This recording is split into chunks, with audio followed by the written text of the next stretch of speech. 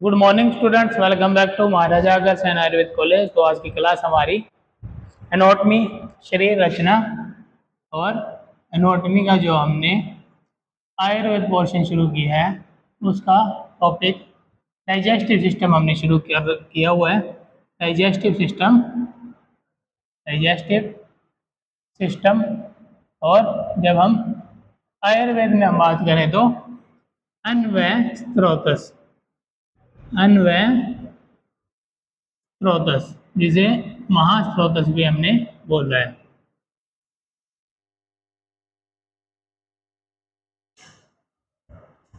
अन्वय स्त्रोतस digestive system का हमने कल क्या किया था, स्मॉल इंटेस्टाइन तक इसको डिस्कस किया था। स्मॉल इंटेस्टाइन और लार्ज इंटेस्टाइन को डिस्कस किया था।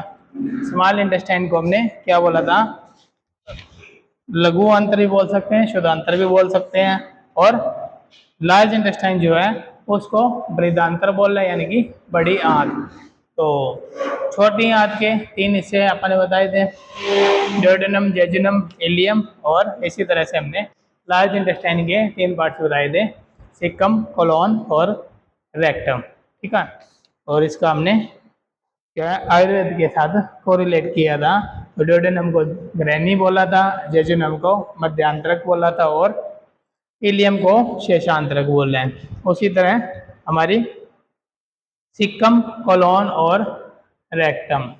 तो सिक्कम को हमने बोला था क्या, उंडुक, और सिक्कम को हमने बोला है उंडुक। और फिर कोलोन है, कोलोन का उसके तीन भाग हैं। तो कोलोन के एक तो जो असेंडिंग कोलोन है उसे आरोही भाग, और जो ट्रांसवर्स कोलोन है उसे अनुप्रस्थ भाग, और जो डिसेंडिंग कोलोन है उसको अवरोही बृहदांतर बोला गया है। फिर जो रेक्टम है उसको गुद नलिका बोलते हैं। तो इस तरह से क्या है, हमारी जो लार्ज इंटेस्टाइन है उसके भी इतने भाग हैं। तो ये हमने लार्ज इंटेस्टाइन, स्मॉल इंटेस्टाइन की सारी बात कर ली। तो नेक्स्ट इसमें आएगा भोजन या आहार का महत्व। नेक्स्ट जो टॉपिक है वो है भोजन बोल लो या फिर आहार। मुख द्वारा जो ग्रहण किया जाता है उसे आहार या हम भोजन कहते हैं। तो इसका महत्व क्या है, देखो, मानव शरीर के कार्य को समुचित चलाने के लिए एक नियमित ताप व ऊर्जा की आवश्यकता होती है। तो ह्यूमन बॉडी में किसी भी टाइप के कोई भी फंक्शन के लिए, चलने के लिए, फिरने के लिए, बैठने के लिए, बोलने के लिए एक एनर्जी की जरूरत होती है, एक ऊर्जा की जरूरत होती है। तो वो एनर्जी कहाँ से मिलेगी हमें, वो एनर्जी, वो ताप हमें कहाँ से मिलेगा, आहार द्वारा ही प्राप्त होगा। ठीक है। जो हम आहार लेंगे, जो फूड लेंगे, ठीक है, जो डाइट लेंगे, उसी से ही वो एनर्जी हमें मिलेगी। फिर टूटे हुए सेलों के पुनर्निर्माण, यानी कि जो हमने बात की थी मेटाबॉलिज्म की, एनाबॉलिज्म प्लस कैटाबॉलिज्म, एनाबॉलिज्म बनना और कैटाबॉलिज्म टूटना। तो उसके अगर जो मान लो जब भी कोई फंक्शन हुआ हमारी बॉडी में तो सेल्स क्या करते हैं, हमारे टूटते हैं। तो अगर सेल्स टूटेंगे तो उनका दोबारा से भी निर्माण करना पड़ेगा, क्योंकि बॉडी फंक्शन चलाने के लिए सेल्स बहुत जरूरी इंपॉर्टेंट पार्ट है। इसलिए उनका पुनर्निर्माण करने के लिए भी जिस एनर्जी की जरूरत होती है वो भी हमें किससे मिलती है, भोजन से। ठीक है।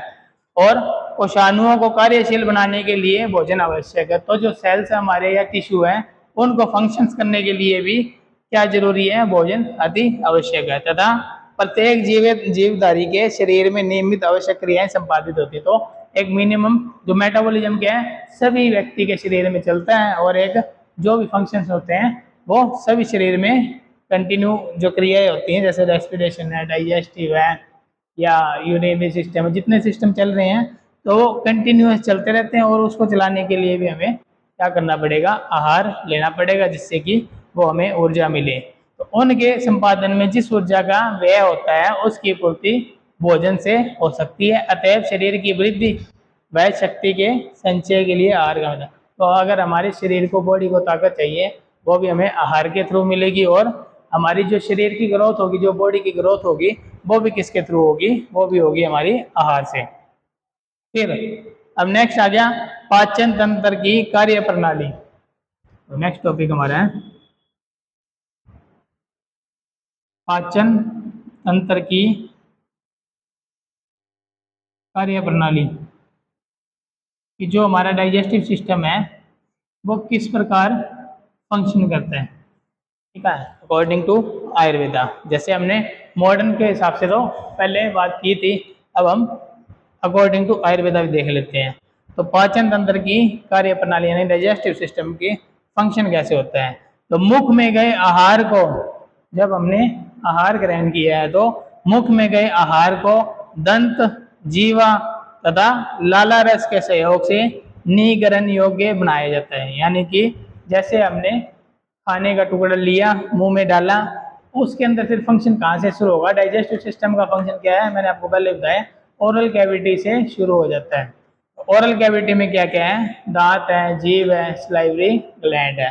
तो जो दांत, जीभ और स्लाइवरी ग्लैंड है, जिसे लाला रस बोल रहे हैं, तो उन इन तीनों के सहयोग से क्या होगा, जो हमारा हमने जो भोजन लिया, जो आहार लिया है, वो क्या होगा, निगरण योग्य, निगरण योग्य यानी कि निगलने के लायक उसको बना देता है। मुख में रहने वाला टाइलिन एक, इसमें हमारा एंजाइम होता है मुख में, जिसका नाम क्या होता है, टाइलिन, जो कि पाचक तत्व एंजाइम के रूप में भोजन में सम्मिलित होकर श्वेत सार कार्बोहाइड्रेट का पाचन में सहयोग करता है। जो टाइलिन है हमारे माउथ में, ओरल कैविटी में क्या होता है, एक एंजाइम होता है जिसका नाम होता है टाइलिन।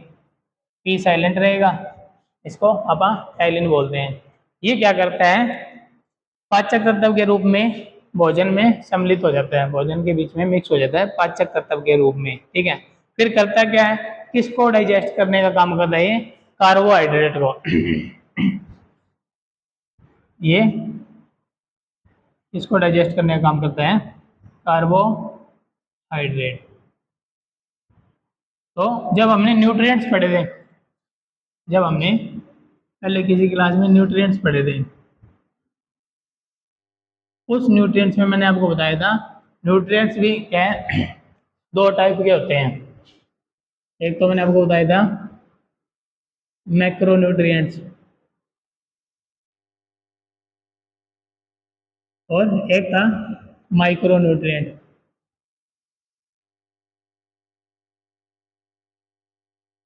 तो मैक्रोन्यूट्रिएंट और माइक्रोन्यूट्रिएंट में फर्क क्या था जो मैक्रोन्यूट्रिएंट्स हैं वो हमें भारी मात्रा में शरीर में चाहिए, जरूरत जिसकी बहुत ज़्यादा मात्रा में ज़रूरत है, जो हमारा शरीर खुद से नहीं बना पाता है, बहुत कम मात्रा में बनाता है।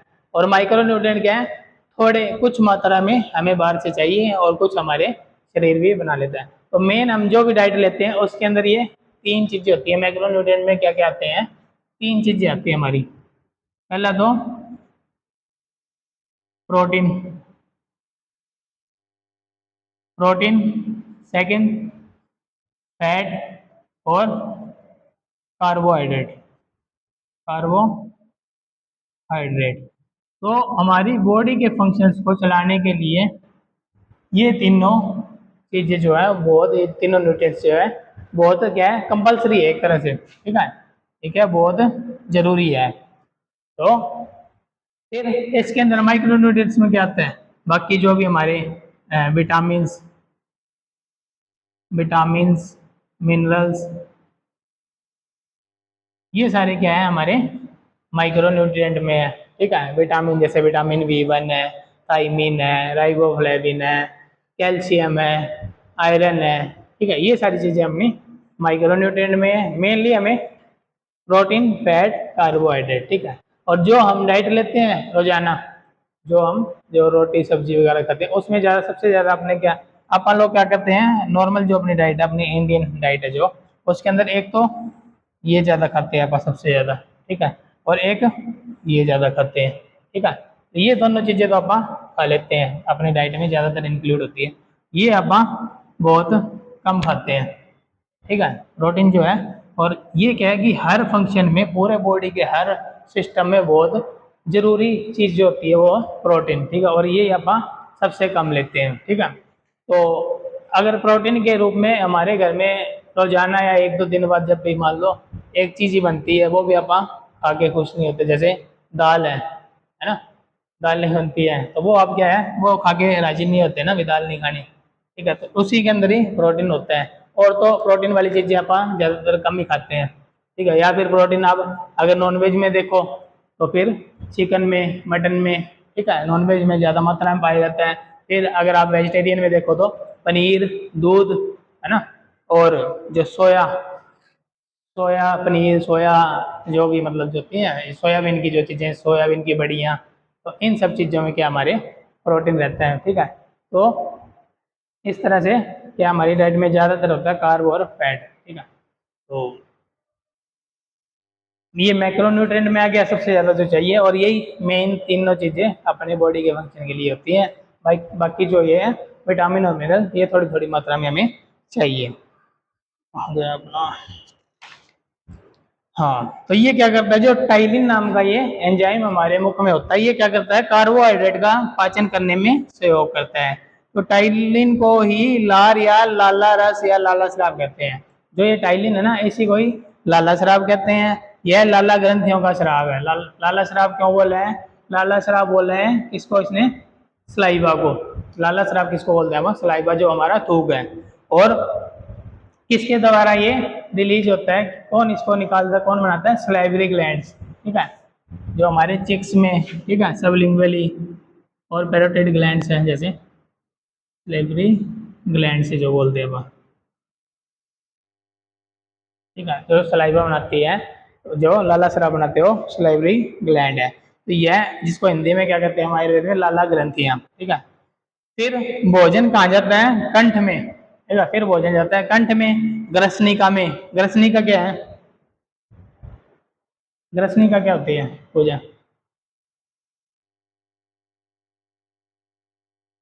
फूड पाइप तो इसोफेगस, उसको तो अपन ने अन्न नलिका बोला है ना। ग्रसनिका है ना, वो ट्रेकिया है, श्वास नली तो श्वास नली है। ग्रसनिका जो फेरिंग्स मैंने आपको बताई थी, फेरिंग्स याद है, common passage of air and food, pharynx, उसको ग्रसनिका बोला था इन्होंने, ठीक है। वह कर्मश फिर कहाँ पे, ग्रसनिका से कहाँ जाएगा, अन्न नलिका। अब खाना सबसे पहले मुख में आया, फिर कंठ में आया, कंठ से वो ग्रसनिका में गया है, हालांकि ग्रसनिका कंठ के अंदर ही है अपने, ठीक है। और उसके बाद अन्न नलिका में जाएगा, यानी कि इसोफेगस में जाएगा, और अन्न नलिका से होते हुए कहाँ जाएगा फिर, अन्न नलिका के बाद में कहाँ जाएगा, इसोफेगस के बाद भोजन, अन्न नलिका है इसोफेगस, उसके बाद भोजन कहाँ जाएगा, स्टमक में, ठीक है, अमाशय, ठीक है। अमाशय में जाकर, अमाशय में प्रोटीन नामक तत्व का पाचन हेतु अमाशयिक रस। तो अब वहां पे क्या है, देखो पेट है, पेट को आप गैस्ट्रो भी बोलते हैं। जो अगर मान लो आप कभी आपके पेट में ज्यादा दिक्कत है, लीवर की या किसी प्रकार की, तो आप जिस डॉक्टर के पास जाते हो उसे आप क्या कहते हैं, गैस्ट्रोलॉजिस्ट। जो पेट का डॉक्टर है उसको आप गैस्ट्रोलॉजिस्ट कहते हैं ना। तो गैस्ट्रोलॉजिस्ट क्यों कहते हैं, जो पेट की जितनी बीमारी है, पेट संबंधी जितने रोग हैं, वो क्या है, उसका ट्रीटमेंट कौन करते हैं, गैस्ट्रोलॉजिस्ट करते हैं, ठीक है। तो इसलिए अब देखना, पेट को अपन क्या बोले हैं, गैस्ट्रिक या गैस्ट्रो, ठीक है। तो पेट के अंदर जो स्टमक, जैसे स्टमक मैंने आपको बताया था, स्टमक, इसके अंदर क्या रिलीज होता है, एक तो HCl भी बताया था मैंने ना, हाइड्रोक्लोरिक एसिड, ठीक है। और एक इसके अंदर क्या होता है, गैस्ट्रिक जूस, इसको क्या बोलेंगे, गैस्ट्रिक जूस।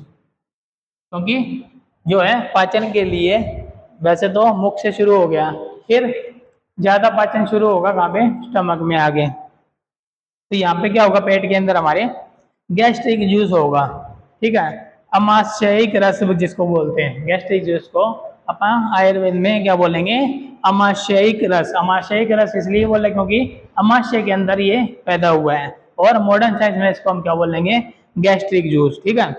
फिर ओदनी रिक अमल, तो जो मैंने आपको HCl बताया, HCl शॉर्ट में बोल रहे हैं, लॉन्ग में इसको फुल फॉर्म इसकी क्या होगी, हाइड्रोक्लोरिक एसिड, ठीक है। इसकी फुल फॉर्म क्या रहेगी,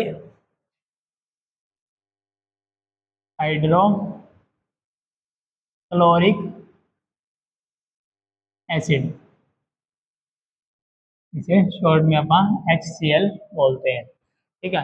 तो HCl बोलना भी आसान है, हाइड्रोक्लोरिक एसिड भी बोलना आसान है। लेकिन आयुर्वेद में इसको क्या बोलेंगे? उदनी उदनीरिक अमल, उदनीरिक अमल।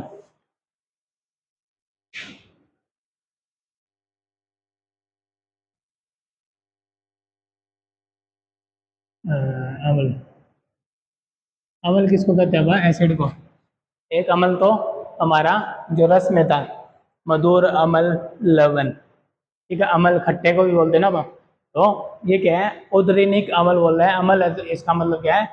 एसिड, ठीक है। तो हाइड्रोक्लोरिक एसिड को उदरीनिक अमल बोला गया है। तो फिर क्या होगा? जैसे स्टमक में गया खाना, वहाँ पे गैस्ट्रिक जूस होगा, HCl होगा, ये पाचन शुरू करेंगे, ठीक है। फिर वहाँ पे पेप्सिनोजन भी मैंने आपको बताया था, पेप्सिन होता है यहाँ पे, एक पेप्सिनोजन नामक क्या होता है? पाचक तत्व भी वहाँ पे प्रेजेंट होता है, ठीक है। पेप्सिनोजन होता है, वो बाद में पेप्सिन में बदल जाता है। फिर अमाशय में एक पहर, अब एक पहर कितना होता है? जैसे एक पहर, एक टाइम की, जो मतलब क्या कहते हैं, एक पहर लिखा इन्होंने, वैसे एक पहर होता है मतलब एक टाइम का यूनिट है। जैसे आप बोलते हैं ना 1 घंटा, 2 घंटे, वैसे आयुर्वेद में ये अलग अलग इसकी जो है डेफिनेशन दी गई है। एक टर्म दी है एक टाइम के लिए। कितने टाइम के लिए? 3 घंटे को आप एक पैर बोलते हैं, इसको 3 घंटे को, ठीक है। यानी कि पूरे दिन में कितने पैर हो गए?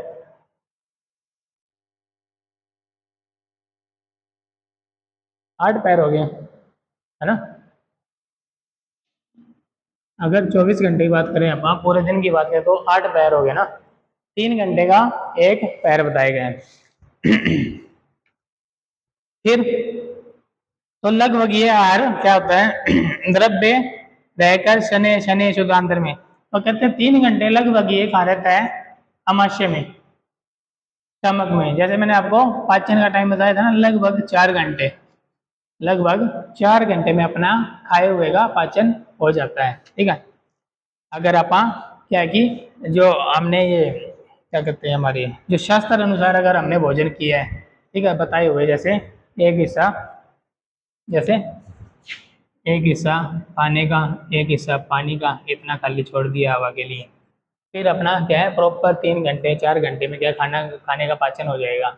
और फिर अगर अपने यहाँ तक ये इसोफेगस तक खाने से भर लिया, तो फिर वो हो सकता है कि आपका अगले खाने का टाइम हो जाए, लेकिन पिछला खाना आपका पाचन ना हो उसका, ठीक है।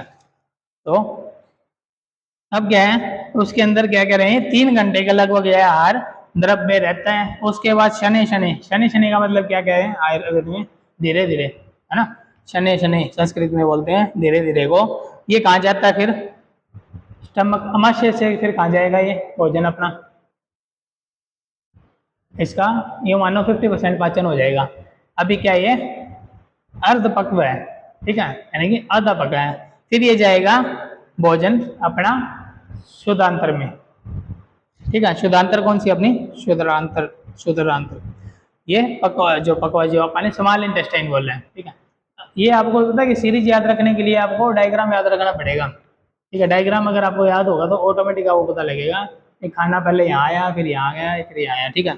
तो इसलिए एक बार डायग्राम जाके देख लेना जरूर, जो वो आप बनाते हैं ना, मुख, फिर इसोफेगस, फिर स्टमक, उसके इधर साइड में लीवर। तो ये भी आपको पता होना चाहिए किस साइड में लीवर है, किस साइड में क्या है। कल को आप BSc नर्सिंग कर लो, है ना, आपको कोई पूछ ले भाई यार मेरे लीवर में दर्द है, आप को बोला दिखा, यहाँ पे लेफ्ट साइड में चेक करने लग जाओ, लीवर होता है इधर राइट साइड में, कहीं आप पेट दबाने लग जाओ लेफ्ट साइड में, फिर सामने वाले बंदे को भी थोड़ा सा पता लग जाएगा कि BSc नर्सिंग कैसे हुई है। तो इसलिए क्या कि प्रैक्टिकल भी थोड़ा सा आपको ध्यान देना चाहिए। इन चीज़ों को पता है कि आपके माइंड में क्वेश्चन आने चाहिए। अगर आप मेडिकल लाइन में आगे, तो इन चीज़ों के आपको खास रिसर्च करते रहना चाहिए। हाँ, किस कौन सी साइड में कौन सा ग्लैंड होता है, ठीक है, कितना उसका साइज होता है। नॉर्मली अगर किसी को पेट दर्द है तो उसको किस किस में दिक्कत हो सकती है। तो सबसे बड़ा पता है क्या, गैस्ट्रोलॉजिस्ट का जो है सबसे थोड़ा सा, वैसे तो सबसे मुश्किल काम किसका होता है? हमारा न्यूरोलॉजिस्ट का, ठीक है। क्योंकि बिल्कुल माइक्रो माइक्रो से अपने बाल जैसे भी नर्व्स होती हैं, बाल से भी पतली पतली नर्व्स होती हैं, ठीक है। और उसके बाद डायग्नोज करना सबसे मुश्किल हो जाता है गैस्ट्रोलॉजिस्ट को। अब जैसे मान लो आपके पास कोई पेशेंट आ गया, बोल रहा है आपको कि मेरे पेट में दर्द है 25-30 दिन से, ठीक है, पेट में दर्द हो गया उसके। फिर आप क्या आइडिया लगाओगे भाई क्या हो सकता है इसको? पेट है ये उसका, उसको दर्द हो रहा है, कदम महीना हो गया, बहुत ज़्यादा पेन होता है, तो क्या आइडिया लगाओगे? तो इसमें क्या होता है, फिर पेट में बहुत ज़्यादा पॉसिबिलिटी होती है अलग अलग, जैसे इसलिए अपन इसको इस तरह से 9 पार्ट में बांटते हैं पेट को, ठीक है। जो पेट का रीजन, पेट मतलब सिर्फ ये नहीं, स्टमक नहीं, पूरा पेट यानी कि एब्डोमिनल कैविटी, उसको अपन 9 पार्ट में बांटते हैं, ठीक है। तो जैसे हाइपोगैस्ट्रिक, एपिगैस्ट्रिक, ठीक है, राइट लंबर, लेफ्ट लंबर, इस तरह से 9 रीजन ऑफ एब्डोमेन बोलते हैं, 9 रीजन ऑफ एब्डोमेन। ये एक बार देख के आना आप कल कौन कौन से होते हैं 9 रीजन। तो उस हिसाब से आप देखते हैं कि वो बंदा कहाँ होता है। आप स्पेसिफिक पूछेंगे, वैसे तो अगला बताएगा मेरे पेट में दर्द है, फिर आप खास पूछेंगे भी किस साइड में ज़्यादा दर्द होता है, फिर आप दबा के देखते हैं ना, तो फिर आप दबा के देखते हैं तो किसी को यहाँ रहता है, अगर उसने बताया यहाँ पे राइट हाइपोकॉन्ड्रियम में, इसको राइट हाइपोकॉन्ड्रियम बोलते हैं अपन, तो यहाँ पे फिर अपन माइंड में लाएंगे जो डायग्राम वो अपन देखा है, ठीक है, अंदर का। तो जो डायग्राम देखा कि कहाँ पे क्या होता है, जैसे मान लो उसने राइट साइड बताया है, तो राइट साइड में ज़्यादा शक अपना कहाँ जाएगा, लीवर पे, यहाँ पे ऊपर बता रहे तो ऊपर साइड में, थोड़ा नीचे बताएगा तो हो सकता है किडनी स्टोन का। किडनी स्टोन की एक साइन पता क्या होता है, जो पेशेंट आपको क्या बताएगा कि मेरे को यार दर्द हो रहा है बड़ा तीखा तीखा चुभन वाला, और लेकिन यहाँ से आते हुए ऐसे आगे दर्द आ रहा है, जो ये पेन है यहाँ से होती है शुरू और यहाँ से होते हुए इस तरह आगे तक आ रहे हैं, तो वो उसके चांस होते हैं 99% उसको किडनी स्टोन हो सकती है, ठीक है। बाकी थोड़े बहुत लक्षण भी बता देता है बंदा, तो अगर इस साइड में ज़्यादा बताता है कि यहाँ पे होता है तो हो सकता है उसके लीवर फैटी हो या लीवर में कोई इन्फेक्शन हो, ठीक है। और फिर जैसे मान लो अगर लेफ्ट साइड में बता दे, फिर आप देखेंगे कि यहाँ पे क्या है, स्टमक है, हो सकता है उसको स्टमक में क्या है, उसको जैसे एसिडिटी के कारण हो रहा हो, ठीक है, हो सकता है उसको स्टमक अल्सर हो। फिर और भी क्या चीज़ हो सकती है वहाँ पे, स्टमक के पीछे और क्या है, पैनक्रियाज, ठीक है। तो उसको वो बोलेगा मेरे को बहुत ही ज़्यादा इंटेंस पेन हो रहा है, साथ में मैं जब भी खा रहा हूँ मेरे को उल्टियाँ भी हो रही हैं, तो अगर वो केस है फिर आपका शक जाएगा कि इसको पैनक्रियाटाइटिस हो सकती है, यानी कि पैनक्रियाज में इसको सोजन मिल सकता है। और वहाँ पे क्या स्प्लीन भी है, तिल्ली जो बोलते हैं उसी साइड में, उसे स्टमक से थोड़ा सा नीचे है, तो आप स्प्लीनोमेगैली भी देख उसका एक आइडिया लगा सकते हैं। वैसे तो आजकल जैसे ही बंदा आया पेट दर्द है, ठीक है, तो अगला क्या करता है, सीधा अल्ट्रासाउंड लिख दिया, चलो जी जाओ करवा के ले आओ, ठीक है। तो ये तो चलो अब सुविधा आ गई तो करवा लेते हैं, और वैसे कुछ पुअर पेशेंट होते हैं वो नहीं करवाना चाहते, ठीक है। यार पहले के टाइम में क्या होता था, सीधा अल्ट्रासाउंड नहीं करवाते थे पहले, उसका क्या डायग्नोज बनाते थे, उसकी मेडिसिन देते थे, तो उसकी ज़रूरत भी नहीं पड़ती थी, क्योंकि जो लक्षण है, देखो रियल डॉक्टर और जो मान लो आपका नर्सिंग स्टाफ भी मान लो, तो वो वही है कि जो क्या है डायग्नोज को पकड़ ले कि बीमारी है क्या, सिर्फ उसके लक्षण सुन के और उसको देख के उसको पालपेट करके, और फिर बाकी तो ब्लड टेस्ट वगैरह तो वो तो फिर सभी करवाते ही हैं, यही बात है। तो और फिर पेशेंट भी ज़्यादा उसी के पास आते हैं जो क्या करता है, कम टेस्ट करवा के या बिना टेस्ट करवा के भी बंदे का डायग्नोज कर ले और उसको ट्रीट कर दे। तो इन चीज़ों को आप प्रैक्टिकली भी थोड़ा सा ध्यान दिया करो।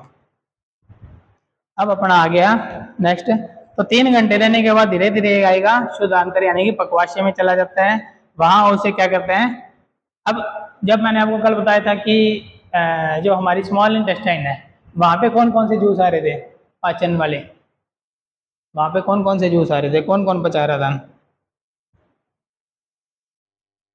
याद है कुछ? जैसे स्मॉल इंटेस्टाइन में खाना आया अर्ध पक आधा पका हुआ, ठीक है, अब उसको पूरा पकाने के लिए कौन कौन सा जूस आएगा, कौन कौन उसमें हेल्प करेगा? लीवर हेल्प करेगा उसमें कुछ, कैसे करेगा? लीवर क्या बनाएगा ऐसा? चलो मुझे ये बताओ, जो वाइल्ड जूस है, वाइल्ड जूस सुना है, वाइल्ड जूस, वाइल्ड जूस जिसको अपन पित्त बोलते हैं, वो बात पित्त वाला नहीं, पित्त वाला नहीं, ऐसे पित्त है, पित्त पता नहीं थोड़ा इस तरह से है, ठीक है। तो ये वाइल्ड जूस जो बोलते हैं ये पचाने वाला, तो ये मेरे को ऐसे ऐसे बता दो कि इसको लीवर बनाता है या गॉल ब्लैडर बनाता है। दो चीज़ है ना, एक लीवर भी है वहीं पे, ठीक है। इसके थोड़ा सा नीचे बैक साइड में इस तरह से पत्ती जैसे आकार का एक पाउच ऐसा होता है, जिसको गॉल ब्लैडर बोलते हैं, जिसको पित्ता बोलते हैं अपन, है ना। तो ये जो बाइल जूस है ये लीवर बनाता है या वो बनाता है, पित्ता बनाता है, गॉल ब्लैडर बनाता है। यहाँ पे नीचे जब स्मॉल इंटेस्टाइन शुरू होगी, इसको पचाने के लिए बाइल जूस भी चाहिए, है ना। तो वो कौन भेजेगा यहाँ पे, उसको बना कौन रहा है इन दोनों में से, गॉल ब्लैडर, गॉल ब्लैडर उसको लीवर बनाएगा। लेकिन बना के मैंने आपको बताया था, लीवर बना के किसको दे देता है, गॉल ब्लैडर को। आता किससे है, गॉल ब्लैडर से। ये जो बाइल बना हुआ है इसके अंदर होगा, ग्रीन ग्रीन से कलर का होगा, हरा हरा पत्ता जैसा होता है वैसे होता है, ठीक है। इसके अंदर ये स्टोर होता है। इसका काम सिर्फ इतना है, ये बाइल को स्टोर करता है, लेकिन बनाता कौन है, लीवर बनाता है। इसको दे देता है कि जब भी खाना आए सेंट्रल नर्वस सिस्टम से मैसेज आएगा कि खाना आ गया, तो तूने पिचकारी मार देनी है। इस तरह से पिचक जाता है। इसके अंदर जितना बाइल होता है ये क्या करता है, स्मॉल इंटेस्टाइन में रिलीज कर देता है। तो एक तो आया बाइल, एक तो आया अपना बाइल जूस, और क्या आता है इसमें, पैनक्रियाज भी कुछ भेजेगा, पैनक्रियाज भी कुछ भेजेगा क्या, तो पैनक्रियाज क्या भेजेगा, पैनक्रियाटिक जूस, ठीक है। तो इधर से बाइल आया, इधर से पैनक्रियाटिक जूस आया, ठीक है।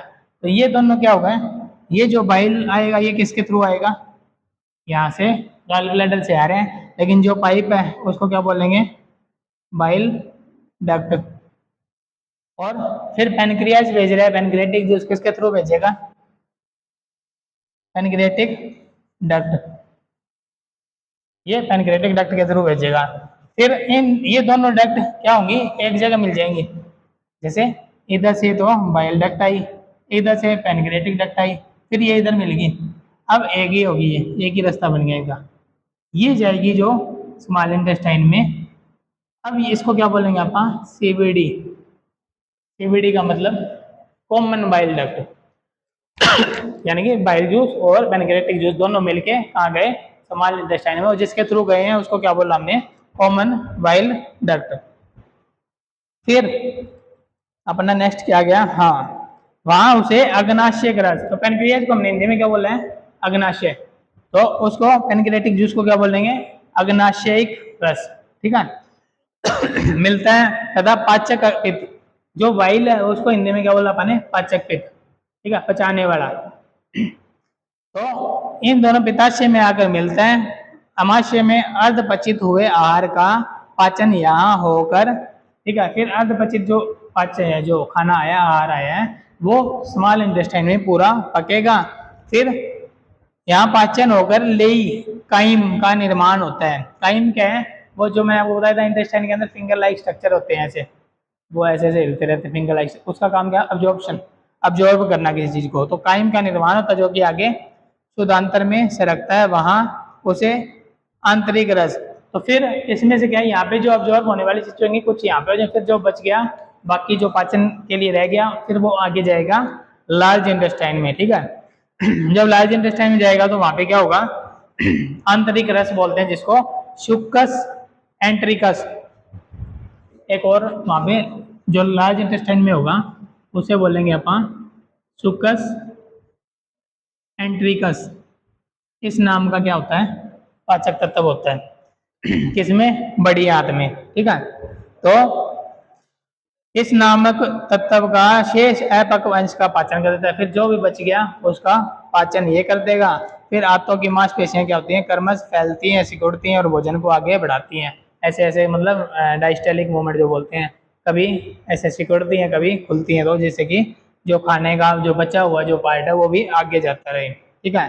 तो फैलती है, सिकुड़ती है, भोजन को आगे बढ़ाती हैं। इस क्रिया को क्या बोलते हैं अपन, पेरिस्टेलिक मूवमेंट कहते हैं। इस रस का सार भाग प्रति हारनी सिराओं यानी कि पोर्टल वेन के द्वारा, अब जो इसका मेन जूस निकाल लिया खाने का, ठीक है, अब वो कहा जाएगा, पोर्टल वेन में जाएगा। पोर्टल वेन कहाँ पे जुड़ी होती है, यकृत में यानी कि लीवर में, ठीक है।